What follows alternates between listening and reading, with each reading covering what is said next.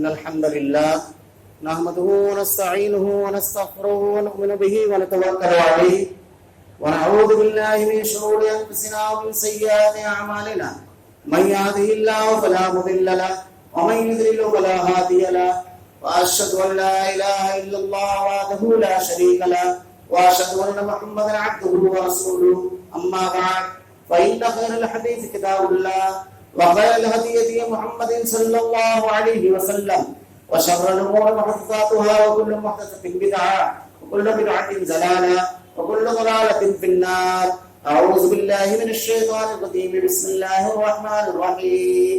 قاف والقرآن المجيد بل عجبوا أن جاءهم منذر منهم فقال الكافرون هذا شيء عجيب أإذا متنا وكنا ترابا ذلك رجل بعيد قد علمنا ما تنقص الأرض منهم وعندنا كتاب حديث بل كذبوا بالحق لما جاءهم فهم في أمر مريض أفلم ينظروا إلى السماء فوقهم كيف بنيناها وزيناها وما لها من فروج والأرض مددناها وألقينا فيها رواسي وأنبتنا فيها من كل زوج بهيج تبصرة وذكرى لكل عبد منيب ونزلنا من السماء ماء مباركا فأنبتنا به جنات وحب الحصيد والنخل باسقات لها طلع نضيد رزقا للعباد وأحيينا به بلدة ميتا كذلك الخروج كذبت قبلهم قوم نوح وأصحاب الرس وثمود وعاد وفرعون وإخوان لوط وأصحاب الأيكة وقوم تبع كل كذب الرسل فحق وعيد أفعينا بالخلق الأول بل هم في لبس من خلق جديد. قال الله تعالى في القرآن المجيد والفرقان الحميد أعوذ بالله السميع العليم من الشيطان الرجيم. بسم الله الرحمن الرحيم. ومن يشاقق الرسول من بعد ما تبين له الهدى ويتبع غير سبيل المؤمنين نولي ما تولى ونصليه جهنم وساءت مصيرا. تمام تعریفیں اللہ رب العالمین کے لیے جو تمام جہانوں کا یک و تنہا خالق و مالک ہے، اور بے شمار درود و سلام اللہ کے آخری نبی حضرت محمد صلی اللہ علیہ وسلم. معزز حاضرین، اللہ رب العالمین نے اپنے بندوں کے لیے بالکل صاف وضاحت کے ساتھ یہ اعلان فرما دیا کہ جو ہدایت کی اور صراط مستقیم کی جستجو کرے گا، کوشش کرے گا، اس کے لیے رب العالمین ضرور راستہ کھولے گا. والذین جاہدوا فینا لنہدینہم سبلنا. جو لوگ ہمارے راستے میں کوشش کریں گے. علماء نے اس کی شرح بیان کرتے ہوئے لکھا ہے کہ ایک شرط اللہ نے لگائی کوشش کہ آدمی کوشش کرے گا تو اللہ کا یہ سچا اور پکا وعدہ ہے کہ اللہ رب العالمین ان کے لیے راہیں کھولے گا، سیدھے راستے کی طرف اس کی رہنمائی کرے گا. اور اسی کو مزید واضح انداز میں اللہ رب العالمین نے ارشاد فرمایا اللہ ولی الذین آمنوا یخرجوہم من الظلمات الی النور. اللہ مومنین کا ولی ہے جو انہیں ظلمات سے نکال کر روشنی کی طرف لے کر آتا ہے. اللہ ولی الذین آمنوا یخرجوہم من الظلمات الی النور والذین کفروا اولیاءهم الطاغوت یخرجونہم من النور الی الظلمات. اور جو لوگ طاغوت کی پیروی کرتے ہیں، طاغوت میں سب داخل ہے.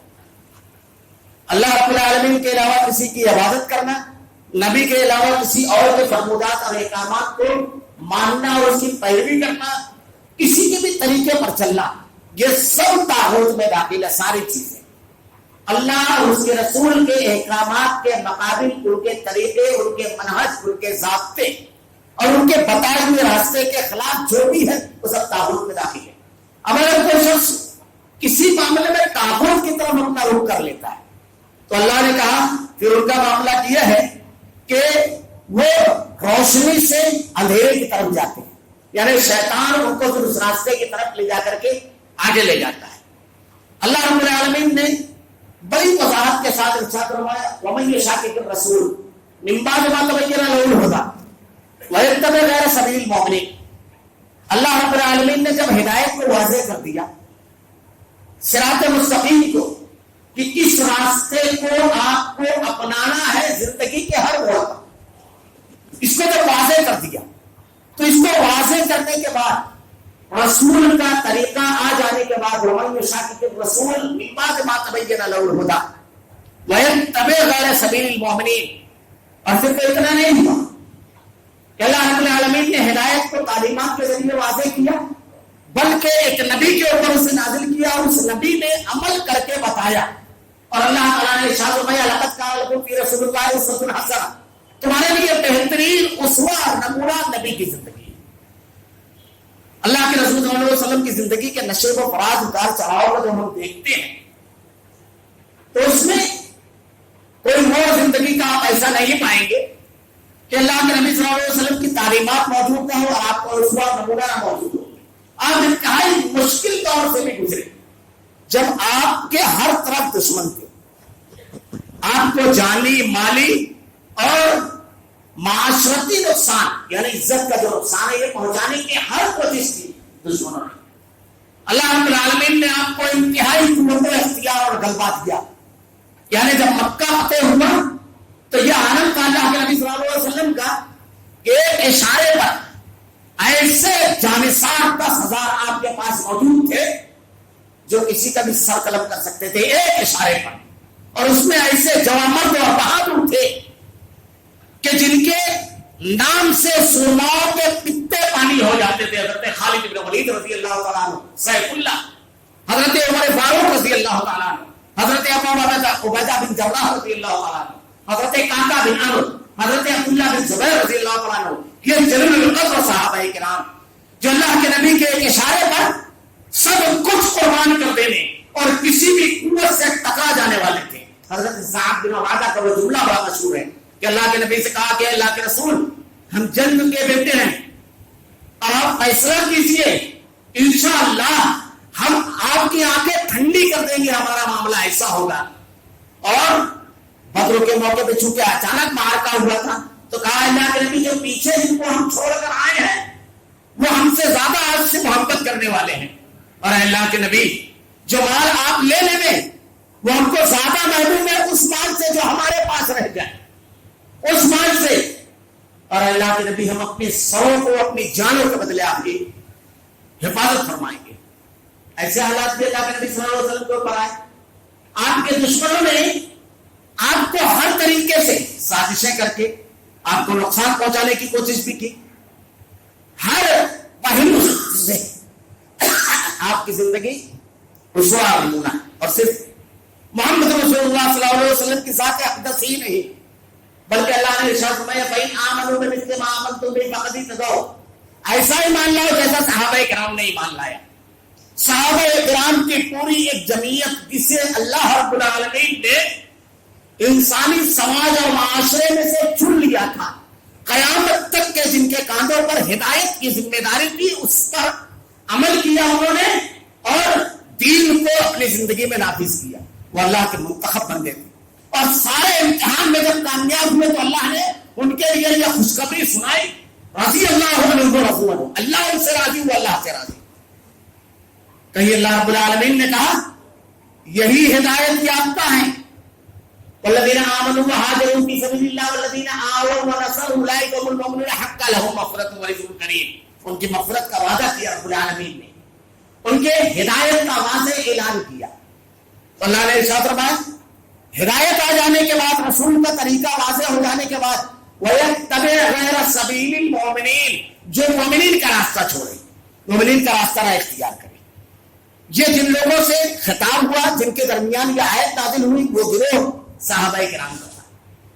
وَيَتَّبِعْ غَيْرَ سَبِيلِ الْمُؤْمِنِينَ نُوَلِّهِ مَا تَوَلَّىٰ وَنُصْلِيهِ جَهَنَّمَ. اب اس کو چھوڑ کر کے اللہ کے کلام، نبی کے فرمان اور صحابہ کے طریقے کو چھوڑ کر کے اگر کسی اور طرف آدمی متوجہ ہوتا ہے نُوَلِّهِ مَا تَوَلَّىٰ وَنُصْلِيهِ جَهَنَّمَ، تو اللہ تعالیٰ اس کو اسی طرف ڈال دے گا. پھر اس کو ایسا لگے گا کہ یہی میں، اسی میں خیر خائی ہے، اسی میں کامیابی ہے، اسی میں میرے مسائل کا حل ہے، اور اللہ رب العالمین اس کو اسی طرف ڈال دے گا. اور پھر اس کے بعد اللہ نے اس کا انجام یہ بتایا وَنُصْلِيهِ جَهَنَّمَ. ایسے لوگوں کے لیے اللہ رب العالمین نے جہنم کو تیار کر رکھا ہے. جہنم کا عذاب ہے، یہ دوزخ میں داخل کیے جائیں گے. وَسَاءَتْ مَصِيرًا، یہ انجام ہے ان لوگوں کا نافرمانی کرنے کے بنیاد. ہم اگر اپنی سماجی اور معاشرتی زندگی دیکھیں تو ہماری سماجی اور معاشرتی زندگی کے بڑے مسائل میں سے جو بڑا مسئلہ یہ ہے کہ زندگی کے بہت سارے معاملات ایسے ہیں جس میں ہم ہدایت واضح ہو جانے کے باوجود، رسول کا طریقہ ہونے کے باوجود، اہل ایمان کا ایک گروہ بڑا ہمارے سامنے ہے جس نے عمل کیا، یہ ہونے کے باوجود ہمارا اسوہ اور طریقہ کار شریعت کے بالکل خلاف ہوتا ہے۔ اس کے اسباب مختلف ہوتے ہیں۔ کبھی تو یہ سبب ہوتا ہے کہ شریعت کا علم نہ ہونا، یہ بھی بڑی ضروری چیز ہے۔ شریعت کا علم آدمی کو ہونا چاہیے۔ اللہ کے نبی نے ارشاد فرمایا طلب العلم فریضۃ علی کل مسلم، ہر مسلمان، مرد، عورت، بچہ، بوڑھا، اس پر اسلام کا علم حاصل کرنا فرض ہے۔ کتنا علم اللہ نے خود واضح کیا، فلا نفر من کل فرقۃ منهم طائفۃ لیتفقهوا فی الدین، ایسا نہیں ہونا چاہیے سب کے سب نکل پڑو۔ تم میں ایک گروہ ہونا چاہیے جو دین کی فقہ حاصل کرے، یعنی دین کے علم میں مہارت حاصل کرنے کے لیے ایک طبقہ ہوتا ہے، لیکن اتنا علم ہر شخص کو حاصل کرنا ہے فرض ہے جتنا اس کی ضرورت ہے۔ عقیدے کا علم، ایک آدمی قیامت کے روز اللہ کے جناب میں یہ بول کر کے چھٹکارا نہیں پا سکے گا کہ اللہ مجھ کو تو معلوم ہی نہیں ہو سکا، میں پڑھا لکھا نہیں تھا، میں تعلیم یافتہ نہیں تھا، توحید مجھ کو نہیں سمجھی۔ اللہ اس سے سوال کرے گا تو نے شرک کو کس سے سیکھا؟ باپ دادا سے شرک کو سیکھ لیا تو نے؟ یہی توحید سیکھتا ہے اس کی جگہ۔ اللہ رب العالمین نے تو ہدایت کے بے شمار ذرائع رکھے تھے دنیا میں، تو نے کبھی کوشش کی؟ بلکہ قیامت کے روز منظر ہے کہ جو لوگ بڑے لوگوں کی اتباع پیروی کریں گے اور جب ان کو جہنم میں جانے کا اللہ تعالیٰ حکم دے گا فرشتوں کو کہ ان کو جہنم میں ڈال دو گے، تو اللہ سے کہیں گے رب العالمین یہ ہمیں گمراہ کرتے ہیں، انہی لوگوں نے ہم کو صراط مستقیم سے ہٹایا، اللہ ان کو دوہرا عذاب دے۔ تو اللہ تعالیٰ ارشاد فرمائے گا تمہیں اور انہیں دونوں کو دوہرا عذاب ہوگا، اس لیے کہ تم نے ایک تو رسول کو نہیں مانا، میری تعلیمات کا انکار کیا، اور دوسرا میری تعلیمات کے مقابل ان کی تعلیمات کو مانا ہے، ان کو مقام اور مرتبہ دیا، تو تمہارا جرم کچھ کم نہیں ہے، اس لیے تم دونوں کو دوہرا عذاب ہوگا۔ وقالت اولاہم لاخراہم ربنا ہؤلاء یضلون فآتihim عذابا ضعفا من النار قال لكل ضعف ولكن لا تعلمون۔ اللہ رب العالمین کسی کو پر وہاں ظلم کرنے والا نہیں ہے، بالکل واضح طور پر اللہ تعالیٰ نے فیصلہ فرما دیا ہے۔ تو کبھی کبھی سماجی زندگی میں ہوتا ہے علم نہ ہونا ہوتا ہے، اس کی وجہ ہم نے دینی علوم کے معاملے میں اس کو حاصل کرنے کی جو کوششیں ہیں، اگر ہم صحابہ کرام کی زندگی دیکھیں تو حضرت عمر رضی اللہ تعالیٰ عنہ اپنے ساتھی سے انہوں نے پاری لگائی، جو ان کا کام تھا، کہا ایک روز میں آپ کا کام کر دوں گا، آپ میرا کام کرنا، ایک روز آپ میرا کام کرنا، اور جو خالی دن ہوگا ہم اللہ کے نبی کے پاس جا کر کے علم حاصل کریں گے، دین حاصل کریں گے۔ ہمارے یہاں خطبے کا معاملہ الحمدللہ بہت بڑی تعداد ایسی ہے جو اذان سے پہلے مسجد پہنچ جاتی ہے، نہیں تو بہت بڑی تعداد ایسی ہے کہ اسے معلوم رہتا ہے فلاں خطیب جو ہے وہ تو 10 منٹ لیٹ کرنا ہے، 15 منٹ، تو آج تو بالکل آخر وقت میں جانا ہے۔ جبکہ اللہ تعالیٰ نے کیا بیان فرمایا؟ دروس، ایسی مجلس اہل علم کے پاس کچھ روز بیٹھنا، کچھ دیر بیٹھنا، اس سے علم حاصل کرنا، ایسی مجلسوں میں شریک ہونا، یا ایسے لوگوں کے ساتھ رہنا جو دین کا علم بتا سکے، جن سے رہنمائی حاصل کی جائے۔ صحابہ کرام کا علمی ذوق کیسا تھا؟ پوری ایک لمبی داستان۔ حضرت ابو ہریرہ رضی اللہ تعالیٰ عنہ اللہ کے نبی صلی اللہ علیہ وسلم کے رات دن خدمت میں تھے، کثیر الروایہ، سب سے زیادہ روایتیں انہی کی۔ علم حاصل کرنا، معلومات لینا صحیح ذرائع سے، جتنا ہمارے اوپر ضروری ہے، نماز کا علم، روزے کا علم، وضو کا علم، حج کے لیے اگر اللہ تعالیٰ نے پیسہ دیا ہے اس کا علم، زکوٰۃ کا علم، کاروبار اگر کر رہے تجارت تو اصول تجارت کیا کیا ہے، کن کن چیزوں کا لینا، خرید و فروخت کرنا حرام ہے، خرید و فروخت کی کون کون سی شکلیں حرام ہے، یہ جاننا ہمارے اوپر فرض ہے۔ اگر ہم تعلیم و تعلم سے تعلق رکھتے ہیں، سماج میں کسی بھی طبقے سے ایک آدمی اگر حمالی بھی کرتا ہے تو وہ بھی اس کا علم حاصل کرے کہ اتنی اجرت لے لے جتنی اس کا محنت ہے، دھوکہ نہ دے دے سامنے والے کو، ورنہ اس کی کمائی جسے وہ جائز سمجھتا ہے وہ ناجائز ہے۔ اگر وہ دھوکہ دھڑی کر کے غلط ڈھنگ سے لے رہا ہے تو یہ تمام چیزیں بہت ضروری چیزیں۔ گھر کی زندگی ہم گزارتے ہیں، بیوی کے حقوق، بچوں کے حقوق، بھائی کے حقوق، پڑوسی کے حقوق کیا ہیں، شریعت نے کیا کہا ہے، ایک تو یہ ہوتا ہے۔ اور کبھی یہ بھی ہوتا ہے جہالت کے ساتھ ساتھ لوگوں کی رویے رد عمل کی بنیاد پر، یہاں بھی جہالت رہتی ہے بنیادی طور پر، لیکن رد عمل کی بنیاد پر۔ میں نے پچھلے 2 ہفتہ جو جھاڑ بوک کے سلسلے میں جو خطبے دیے، اس میں بے شمار واقعات اس دوران سامنے آئے کہ ہمارے معاشرے میں یہی چیز کہ اللہ کا اور اس کے رسول کا طریقہ چھوڑ کر کے جو معاشرے میں اور سماج میں جو جاری ہے، جو طریقہ کار اختیار کیا جاتا ہے، پہلی چیز جادو. اس کے سلسلے میں قرآن و حدیث میں دلیلیں ہیں کہ ہے، لیکن جادو کا جو معاملہ ہے یہ کس کے اوپر اثر انداز ہوتا ہے، اس کی تفصیلات بیان کی جا چکی. اللہ کے نبی صلی اللہ علیہ وسلم کے اوپر بھی جادو کیا گیا، آپ اس سے کس طرح بچے، اور اس کے پیچھے جو لوگ چل جاتے ہیں تو ہوتا کیا ہے. عموماً ہمارے سماج اور معاشرے میں جھاڑ پھونک کرنے والوں کا جو ایک طبقہ ہے، ایک بڑا طبقہ، اس میں آپ اہل علم اور متقی علماء کو خال خال پائیں گے، بڑی مشکل سے کوئی ملے گا جو اس کے سلسلے میں لگا ہوا ہے. ورنہ عموماً اس میں پیشہ ور لوگ ہیں جو لوگوں کے عقیدے اور دین پر حملہ کرتے ہیں اور کیا کیا کرتے ہیں. جو تعلیمات ہیں، جو چیزیں پڑھتے ہیں، شرکیہ کلام باقاعدہ پڑھتے ہیں، اس میں جو لوگ جادو سے اس کا سہارا لیتے ہیں، ان لوگوں کا معاملہ یہ ہے کہ ان کے پاس اگر آدمی گیا تو اپنا دین اور ایمان دونوں تباہ برباد کر دیا.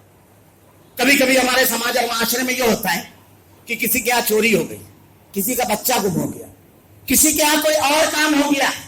اب اس کے لیے کچھ جھاڑ پھونکے بیٹھے ہوئے ہوتے ہیں کہ وہ پڑھ کر کے بتا دیتے ہیں کہ فلاں جگہ ملے گا. یہ غیب کا علم ہے، اللہ کے علاوہ کوئی نہیں جانتا.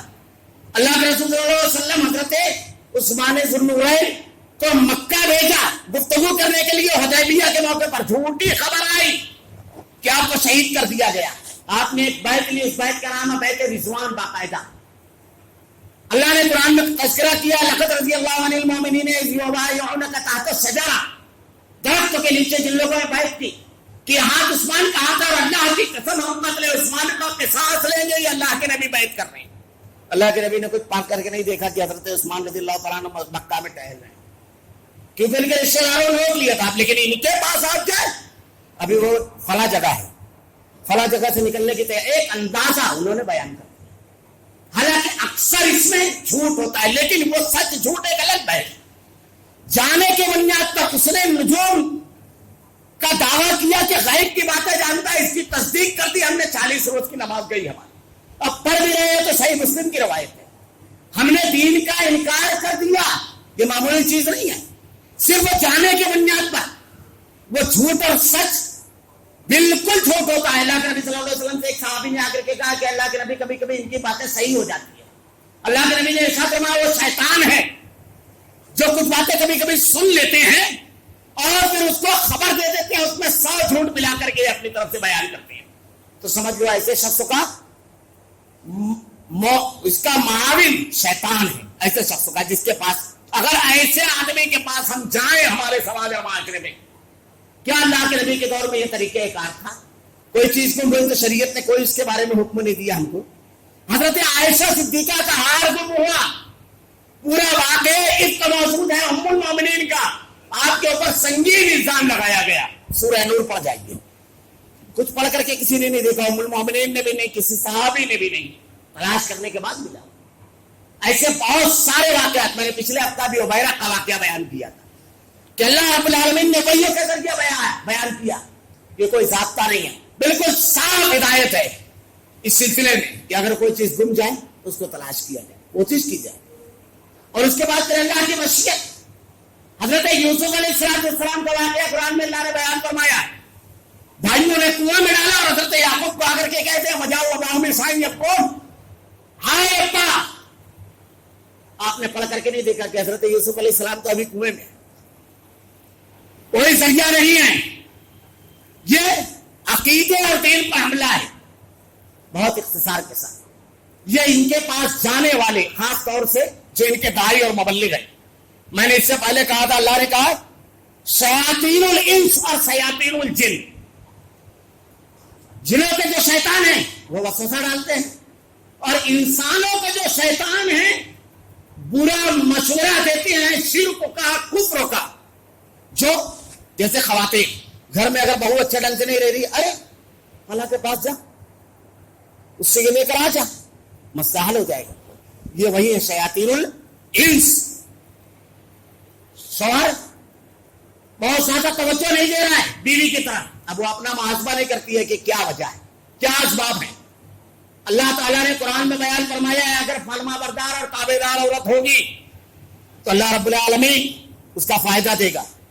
اگر واقعی ایسا ہے کہ وہ ہماری طرف متوجہ نہیں ہے, اللہ تعالیٰ نے ارشاد فرمایا, اللہ کے نبی کی بالکل صاف حدیث ہے, ہمارے لیے بہت بڑا مسئلہ ہے خاتون کے لیے اس کا شوہر اگر اس کی طرف متوجہ نہیں ہے, بہت بڑا مسئلہ ہے. اللہ کے نبی نے ارشاد فرمایا کہ رات کا ایک پہر ایسا ہوتا ہے کہ اللہ رب العالمین آسمان دنیا پر نزول فرماتا ہے اور ارشاد فرماتا ہے اے میرے بندے مانگ آئے ضرورت مند, اپنے ہاتھ کو اس کے جناب میں اٹھائے کہ اے دلوں پہ پھیرنے والی ذات رب العالمین, اس کا دل میری طرف راغب کر دے رب العالمین, میرے گھر کو جنت بنا دے.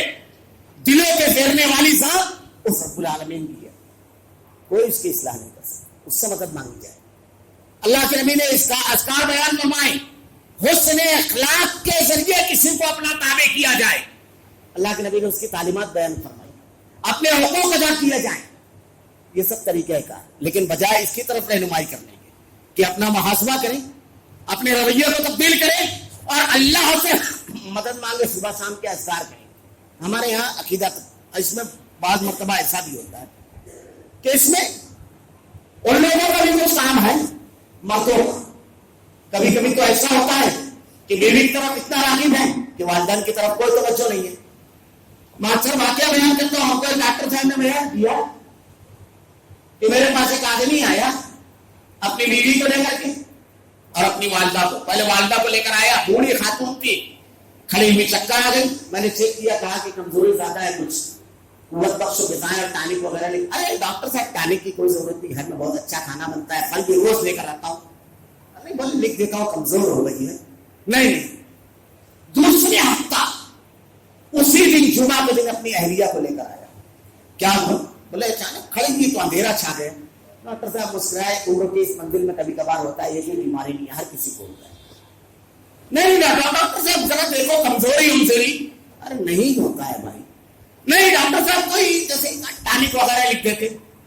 کہا ضرورت نہیں ہے, مگر وہ سر ہو گیا, وہی شخص سر ہو گیا, ٹانک لکھوا کر لے گئے.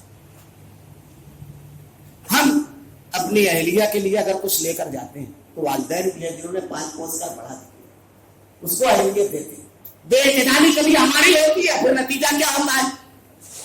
اب ماں کسی سے اپنا دکھا بیان کرنے بیٹھ گئی کہ میرے بیٹے کا معاملہ یہ ہے کہ کل گھر میں آتا تھا تو پوچھتا تھا امی کھائی, امی کیوں لیٹی ہوئی ہے. اب آج گھر میں رہتا ہے تو اہلیہ سے پوچھ رہا ہے, کھا چکی ہے 2 مرتبہ بولتے, پھر بھی پوچھ رہا ہے کھائی کہ نہیں اچھی طرح. اللہ کے نیک بندے, جس نے تجھ کو پیدا کیا, راتوں کی نیند اڑا دی, تیرے واسطے اپنی سکون کو غارت کیا, اپنے خوشیاں قربان کی تیرے واسطے, اس سے تمہیں پوچھا کیا احساس نہیں ہوگا؟ اب وہ کسی کو دکھڑا بیان کر رہی ہے تو بجائے یہ کہ اپنے بیٹے کو تو تنہائی میں بیٹھ کر سمجھا کہ بیٹا یہ رویہ تیری آخرت سے متعلق ہے, مجھ کو اذیت پہنچے گی تو تیری آخرت بھی خراب ہوگی, دنیا بھی. میری دعاؤں کی وجہ سے تو تیری دنیا بھی بنے گی, آخرت بھی. اللہ کے نبی کی حدیث ہے. اس کو نہیں سمجھ رہا ہے, کچی عمر ہے, اللہ سے دعا کر رب العالمین سے, لیکن وہ اس کی وجہ فلاں کے پاس جا, وہ لا کر دے گے, بس اس کو گاڑ دے یا اس کو پہنا دے یا اس کو کھلا. یہ غلط شیاطین الانس, یہ رہنمائی کرنے والے. اب ایک شخص نے غلط رویہ اختیار کیا, واضح ہدایت کے باوجود باپ ماں کے ساتھ کیا کرنا, بیوی کے ساتھ کیا رویہ, یہ سب قرآن و حدیث میں, یہ معمولی چیزیں نہیں ہیں. ہمارے ایک رویے سے ہم نے کبھی اس پر توجہ ہی نہیں دی. کبھی ایسا ہوتا ہے کہ بیوی کی طرف کوئی توجہ نہیں ہے, 5,000 روپئے میں لونڈی لے کر آیا ہے آدمی, ایسا لگتا ہے. اب جو بھی ہے سب ماں کا اعتدال ہونا چاہیے, دونوں کے الگ الگ حقوق ہیں. میں اکثر کہا کرتا ہوں, ہمارے یہاں لوگ بزرگ نیک متقی لوگوں کو تلاش کرتے ہیں اور ان سے کہتے ہیں کہ ہمارے لیے دعا کیجیے. بالکل اللہ کے نبی صلی اللہ علیہ وسلم نے بیان فرمایا, حدیث ہے, کہہ سکتے ہیں, لیکن اللہ کے نبی نے ارشاد فرمایا اولاد کے حق میں والدین کی دعا عرش کے اور اس کے بیچ کچھ نہیں, اللہ قبول کرتا ہے. کچھ مت کیجیے. آپ کے گھر میں اگر آپ کے بوڑھے والدین ہیں, آپ کے والدین ہیں, ان کو خوش کیجیے, دل سے دعا نکل جائے, مصیبتیں راستہ تبدیل کر دیں گی, ترقی منہ پھاڑ کر آواز دے گی آپ کو. یہ اللہ تعالیٰ نے بیان فرمایا. یہ ہمارے یہاں بچہ بیمار ہے, سب سے زیادہ عقیدے کی خرابی یہیں پر ملے گی. तावीज लटकाना, गंडा लटकाना, पलीते जलाना। अल्लाह के नबी सल्लल्लाहु अलैहि वसल्लम ने इरशाद फरमाया, मन लक़त तमीमतन फ़क़द अशरक इन्ना रुक़ा वत्तमाम वत्तवल्लत शिर्क। जिसने तमीमा लटकाया, तावीज लटकाई, गंडा लटकाया, उससे शिर्क किया। अल्लाह के नबी सल्लल्लाहु अलैहि वसल्लम ने इरशाद फरमाया, लानत हो उस शख्स पर जो गांठ मारे और फूंके उसके अंदर। अल्लाह के नबी सल्लल्लाहु अलैहि वसल्लम के पास एक मर्तबा एक सहाबी आया, कड़ा पहने से कहा, ये क्या है? कहा वाहिना नामी बीमारी की वजह से। हमारे यहाँ आज धागे डोरों का रिवाज बना हुआ है। कहा क्यों? कहा ये हाथ पतला हो गया। एक बीमारी होती थी जिसमें हाथ पतला हो जाता था, जैसे हमारे यहाँ पैर में पोलियो होता है उस टाइप। तो कहा अगर तो इसको पहले हुए मर गया तो तुझको निजात नहीं, और अल्लाह कभी तुझको शफा नहीं देगा, क्योंकि जिस चीज के हवाले आदमी अपने आप को करता है, अल्लाह उसी के हवाले कर देता है। खुला हुआ शिर्क अपने बच्चों, और बचपन में हम उसकी तालीम दे रहे हैं। अच्छा, इन तावीज़ात में लिखा क्या होता है? कभी हमने इसको देखा, कभी गौर किया? मैंने एक मर्तबा खुतबा दिया, तो वो जो पार्टी होती है मजदूर लोग जिसमें सीमेंट वगैरह भरते हैं, वो भर करके तावीज टूटी। अल्लाह ने लोगों को हिदायत दी। मैंने उस खुतबे में कहा था, शायद किसी तावीज में आपको कुरान की आयत मिले। 48 तावीजें तोड़ी गई, 48। सब में क्या था? 23, 35, 44, 50। पहाड़े की किताब से सब नंबर 8 डालते हैं ना हमारे यहाँ, वो। या तो इब्लीस, जिब्राइल, मीकाईल इनके नाम थे। अब ये बच्चा, ये इल्म है, आप लोगों को जानते हैं आप कि ये इल्मुल इहदास जो है, यानी गिनती का इल्म, ये जो 786 बड़े शौक से लिखते हैं और उस पर लोग बहस करते हैं। नमरूद हजरत इब्राहिम अलैहिस्सलाम में के दौर में उसका जो सबसे बड़ा बुत था, उस दौर का बाल देवता, उसके महापुजारी ने इस इल्म को बनाया है।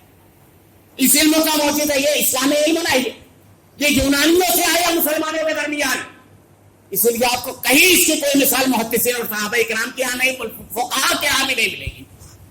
यानी आपको इमाम अबू हनीफा रहमतुल्लाह अलैह, इमाम मालिक, इमाम शाफ़िई, अहमद इब्न हंबल का भी कोई कौल नहीं मिलेगा। और ये तावीज़ात किसी एक अल्लाह के नबी सल्लल्लाहु अलैहि वसल्लम पे एक रिवायत पेश की जाए। बाज़ लोग एक रिवायत अजीब व गरीब पेश करते हैं कि हज़रत अब्दुल्लाह इब्न मसूद रज़ियल्लाहु तआला अन्हु कि उन्होंने अपने बेटे को गर्दन में दुआ लिखकर लटकाई। वो है असल में अत्तैयार। एक बड़ी पार्टी पर तख्ती पर आपने लिख दी ताकि बच्चा देख देख याद करे, देख देख करके उसको याद करे। उसके लिए इससे लोग दलील, अल्लाह के नबी सल्लल्लाहु अलैहि वसल्लम ने हर चीज की दुआ बताई है।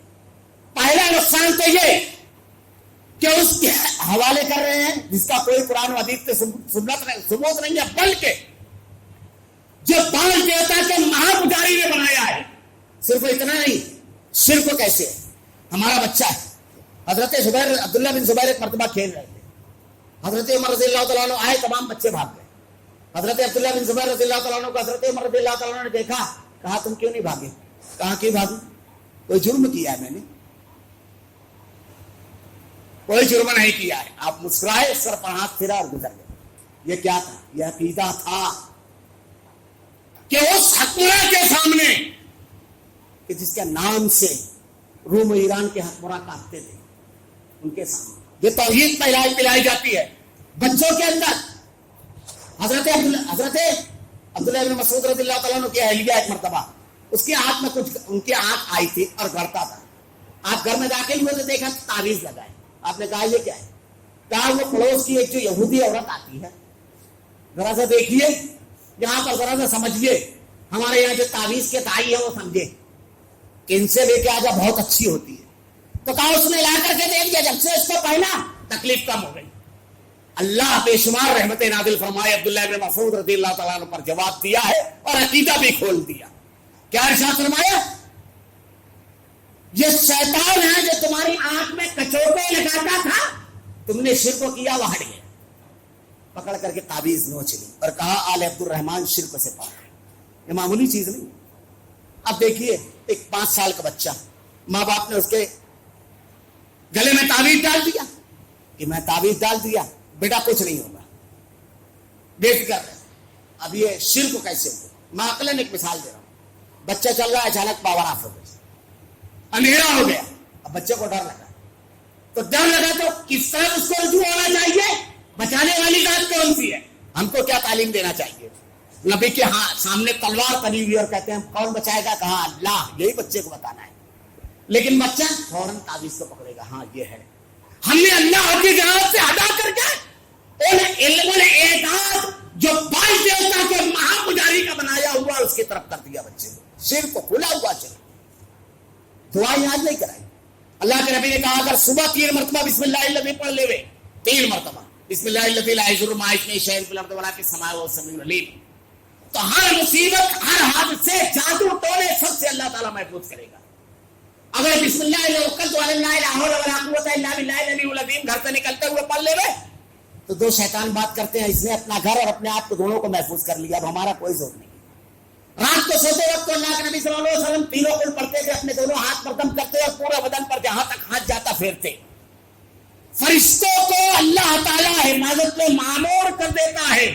آپ کا بچہ سو نہیں رہا ہے، اللہ کے نبی نے ارشاد فرمایا اللہم مغارت النجوم وحدات العیون وانت حی قیوم لا تاخذہ سنۃ ولا نوم اللہم اہدی لیلی وعلم عینی. پڑھیے، دیکھیے 5 منٹوں میں بچہ سوئے گا. ہم نے دعاؤں کو یاد کرنا چھوڑ دیا. یہ تعویذ پھیلانے کے ساتھ ساتھ یہ کیا گیا کہ ہمارے گھر سے اور ہمارے معاشرے سے دعائیں نکل گئی. نظر لگی، اللہ کے نبی نے اس کی دعا بتائی ہے. کہیں تکلیف ہو، اللہ کے نبی نے کہا سیدھا ہاتھ رکھیے اس مقام پر 3 مرتبہ بسم اللہ پڑھیے. اگر موت نہیں ہوگی، بڑھاپا نہیں ہوگا تو اللہ شفا دے گا. 3 مرتبہ بسم اللہ پڑھیے اور 7 مرتبہ اعوذ بعزت اللہ و قدرتہ من شر ما اجد و حاجت. اللہ کے نبی صلی اللہ علیہ وسلم نے اب ہمارا کاروبار خراب ہو گیا، ہمارے گھریلو معاملات خراب ہیں، بچہ بیمار ہے، دعا کرنا ہے، دوا کرنا ہے کہ اللہ کے نبی کا طریقہ ہے. اور اس کے بعد پھر اللہ کی مشیت. اگر نہیں اچھا ہوتا ہے تو گھر میں بہو اچھے ڈھنگ سے نہیں رہی ہے، بیٹے کا رویہ اچھا نہیں ہے، ماں کا رویہ اچھا نہیں ہے، دین کی تعلیمات انہیں بتانا ہے، اللہ سے اس کا دل بدلنے کی دعا کرنا ہے، اپنے رویہ کو شریعت کے مطابق کرنا ہے. وَيَتَّبِعْ غَيْرَ سَبِيلِ الْمُؤْمِنِينَ، اس راستے پر نہیں جانا ہے جو اہل ایمان کا راستہ نہیں ہے. صحابہ کرام نے یہ کبھی نہیں کیا، اللہ کے نبی نے کبھی نہیں کیا. یہ جو تعویذ گندا کرتے ہیں جو لوگ، اس میں تو بہت سارے بڑے بڑے علماء ہیں. شرک کی تعلیم امام ابو حنیفہ رحمۃ اللہ علیہ نے پوری زندگی ایک تعویذ لکھا ہو، قیامت کے صبح کا سورج طلوع ہو جائے گا لیکن کوئی شخص اس کو ثابت نہیں کر سکتا. اور آپ کہتے ہیں کہ ہم مقلد ہیں. امام مالک، امام شافعی، احمد ابن حنبل. اور اس میں جو پیسے وغیرہ کا جو کاروبار چلتا ہے بدعقیدگی کے ساتھ، کاروبار نہیں چل رہا ہے. کاروبار کیسے چلے گا؟ ایمانداری سے، دیانتداری سے، وعدہ خلافی نہ کرنے پر، صلہ رحمی کرنے پر، اللہ کے راستے میں مال نکالنے پر، فجر کی نماز کے بعد تو کوشش کرنے پر. یہ ساری چیزیں تبین لہ الہدی، واضح طور پر قرآن حدیث میں اللہ نے بیان فرمائی. اللہ کے نبی نے کہا اللہ اس گھر کو برکت دے رب العالمین. فجر کی نماز کے وقت جن کے دروازے کھل جاتے ہیں، جو کوشش کرتے ہیں، جو محنت کرتے ہیں. اللہ کے نبی نے ارشاد فرمایا، واضح ہدایت موجود ہے. اب اس میں کچھ چیزیں اور بھی ہیں. مثلا یہ تمام چیزیں جو غیر صحیح کرتے ہیں، ہر چیز کا حل اور علاج اللہ کے نبی صلی اللہ علیہ وسلم نے ایک تو یہ کہ کہیں ایسا تو نہیں کہ وہ معاملہ ہمارے رویے کی وجہ سے، کہیں ایسا تو نہیں کہ بیماری ہے، کہیں ایسا تو نہیں کہ ہم تمام پہلوؤں پر غور نہیں کر رہے ہیں، حقوق کی ادائیگی نہیں کر رہے ہیں، یہ کہیں ایسا تو نہیں کہ ہم دعاؤں کا اہتمام نہیں کر رہے ہیں.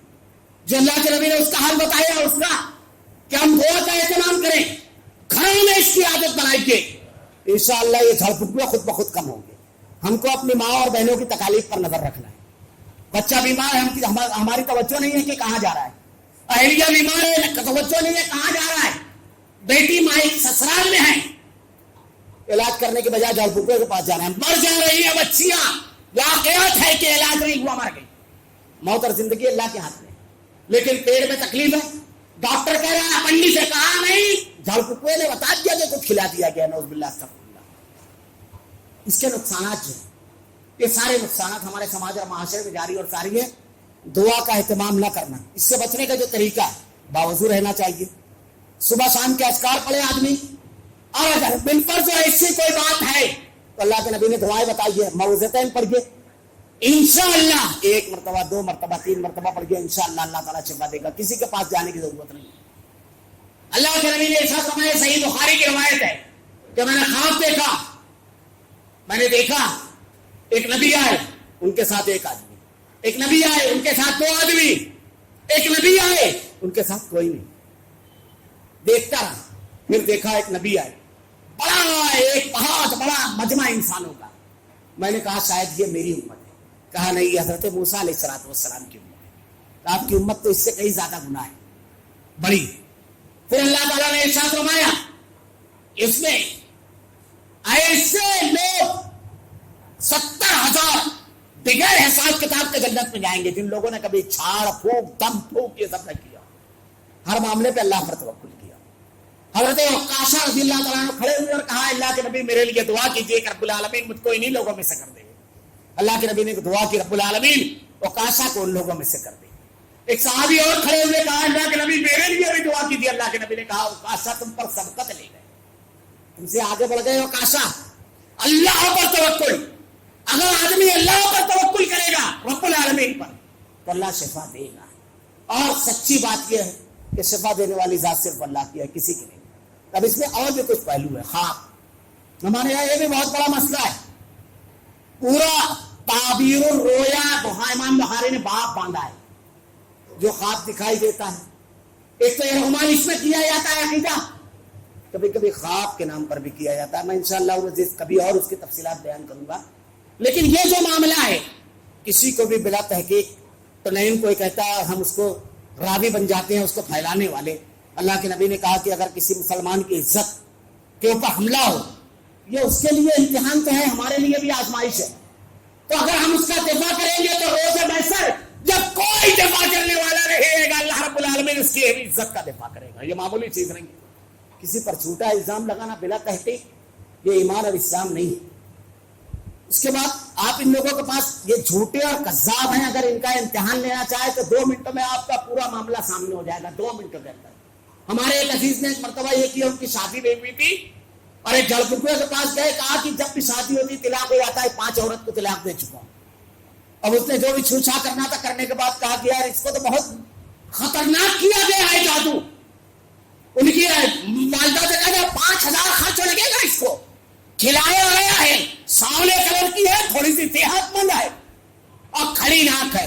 اب اس کے رشتے دار میں ایک تھی، باہر نکل کر والدہ سے کہتا ہے، دیکھ امی تو جس کے پاس بار بار بس مجھ کو ایک موقع دے، دیکھ۔ ایسے بے شمار واقعات ہیں، غیب کا علم کسی کو نہیں ہے۔ یہ ہمارے عقیدے پر حملہ کرتے ہیں، ہمارے دین پر حملہ کرتے ہیں، ہم کو دعاؤں سے دور کرتے ہیں، اللہ سے دور کرتے ہیں اور شریعت کے احکامات سے دور کرتے ہیں۔ ایسے موقع پر اللہ تعالیٰ نے جو کہا، وَمَن يُشَاقِقِ الرَّسُولَ مِن بَعْدِ مَا تَبَيَّنَ لَهُ الْهُدَىٰ، اللہ کے رسول آ جانے کے بعد، ہدایت واضح ہو جانے کے بعد جو مومنین کے طریقے کو چھوڑے گا، وَيَتَّبِعْ غَيْرَ سَبِيلِ الْمُؤْمِنِينَ نُوَلِّهُ مَا تَوَلَّىٰ وَنُصْلِهُ جَهَنَّمَ، ہم اسی کی طرف ڈال دیں گے۔ تو ہمارا سماج اور معاشرہ اندھیرے کی طرف، شرک کی طرف، کفر کی طرف جا رہا ہے، بدعملی کی طرف۔ یہ بہت بڑا نقصان ہو رہا ہے۔ عقیدے کا فائدہ کتنا بڑا ہے، بس آخری بات کہہ کر کے میں اپنی بات سمیٹ دوں گا کہ اس کا بڑا نقصان کیا ہوتا ہے۔ سب سے پہلے عقیدے پر حملہ کرتے ہیں۔ اللہ تعالیٰ نے عقیدے کی توحید کے فوائد جو بیان فرمایا، اس میں ایک فائدہ یہ بیان فرمایا ہے کہ کلمۃ طیبۃ کشجرۃ طیبۃ اصلھا ثابت وفرعھا فی السماء۔ جس کے دل میں عقیدہ توحید ہوتا ہے، اس کا معاملہ کیا ہے؟ اس کا معاملہ یہ ہے، اس کی جڑیں زمین کے اندر بہت مضبوط ہوتی ہیں، درخت کی مثال دی ہے، اور بلندی آسمان تک کے ہوتی ہے۔ یہ اشارہ ہے، آدمی کی سوچ اتنی پختہ ہوتی ہے، اتنے پختہ کہ کہیں ڈگمگاتا نہیں ہے اس کا قدم۔ اسی لیے توحید جو ہے آدمی کو ڈگمگانے نہیں دیتی ہے۔ اگر مالی نقصان ہوا، اللہ کی مشیت، رب العالمین کی مشیت، فائدہ ہوا، اللہ کا شکر، بیماری آئی، اللہ کی مشیت۔ اب اس میں گناہ جوڑیں گے، اب اس کا علاج کرنا ہے۔ اللہ کے نبی نے کہا، صحیح مسلم کی روایت ہے، اللہ نے بیماری اتاری اور اس کا علاج بھی اتارا۔ بعض بیماریوں کا علاج ہم پائے جاتے ہیں، بعض کا نہیں پاتے۔ اور بلندی آسمان تک، آسمان سے جو ہدایت آئی ہے اسی کی طرف اس کی نظر جاتی ہے، اور اللہ ہی کی طرف سے رجوع کرتا ہے، غیر اللہ کی طرف نہیں۔ اس لیے اس شرک سے اپنے آپ کو پاک کرنا، اپنے گھر اور اپنے معاشرے کو ہر شخص اپنے گھر کے امور کے لیے ذمہ دار ہے کہ ہمارے گھر کی خواتین اگر کوئی مسئلے میں دو چار ہیں ہمارے بچے، تو اس سلسلے میں ان کے اقدامات کیا ہے، ہم کو کیا کرنا چاہیے اور ان کی رہنمائی کرنا چاہیے.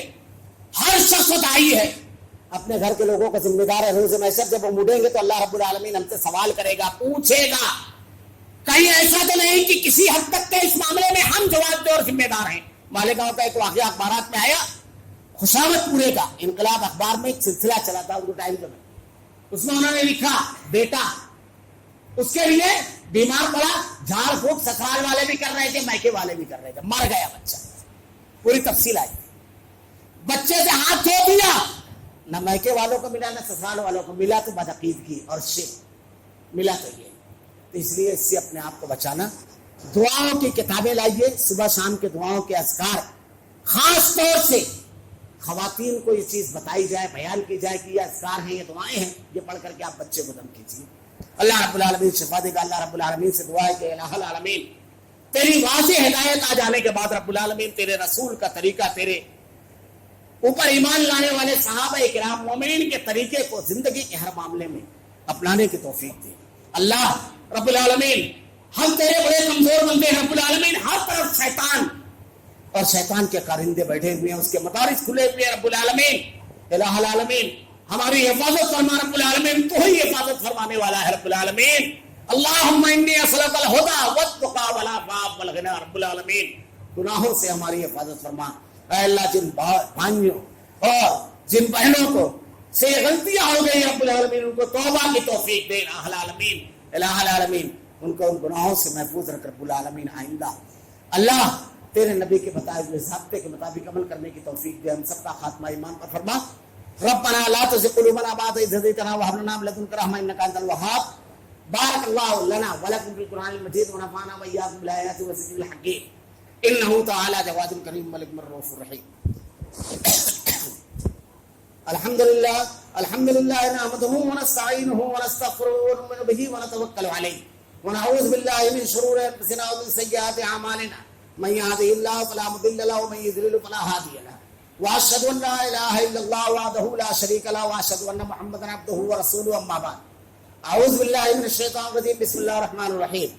ان الله يأمر بالعدل والإحسان وإيتاء ذي القربى وينهى عن الفحشاء والمنكر والبغي يعظكم لعلكم تذكرون. اذكروا الله يذكركم وادعوه يستجب لكم ولذكر الله تعالى على جل وعلا محمد اكبر.